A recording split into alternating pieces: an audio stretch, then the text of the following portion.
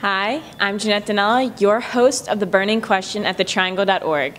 And today we're here in Race, where we're going to ask students how they reacted to the alarm going off at 1:30 in the morning. Look for me. What was your first reaction when the alarm went off at 1:30 in the morning?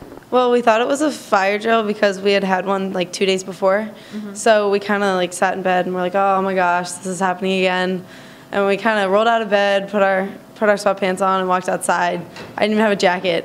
I mean, I thought we were just going to be back in 20 minutes, and then we realized like an hour and 45 minutes passed, and we realized we're probably not going to be back in tonight. So we had to go find another place to sleep.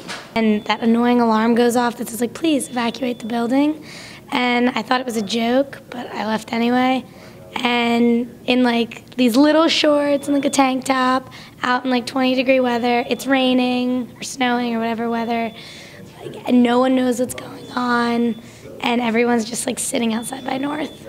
We weren't expecting like the entire night to be out, just kind of nowhere to go, kind of on our own kind of thing. It was pretty scary. I felt really helpless and I felt homeless. As I came back, like a drunk kid walked up to me, like next to me, and said, "Yeah, we all have to go find a place to sleep tonight."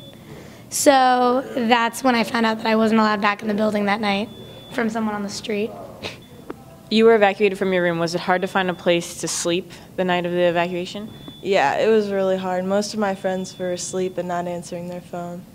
And one of my friends took me in. We were fortunate, but some other people I heard like, slept in the lobbies of towers and, you know, in the art building and stuff. So, I mean, we were really fortunate, but I feel bad for others who weren't. I felt completely lost. I didn't know where to go or where to be. Did you hear of anyone losing any property in the flood?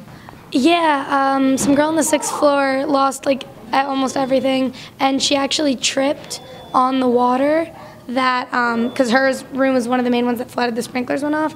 So she actually got a concussion and spent the night in the hospital. We were on floor 5, right under where the sprinkler went off. So our whole couches, like our entire common room was soaking wet. Our floorboards are cut out, our ceiling's cut out. There's like 10 dehumidifiers in our room hooked up to our sink, having all the water run out. Do you think Drexel could have handled the situation any better? I think they should have had somewhere for us to go. I know a lot of people didn't have anywhere to go and ended up sleeping in some of the buildings.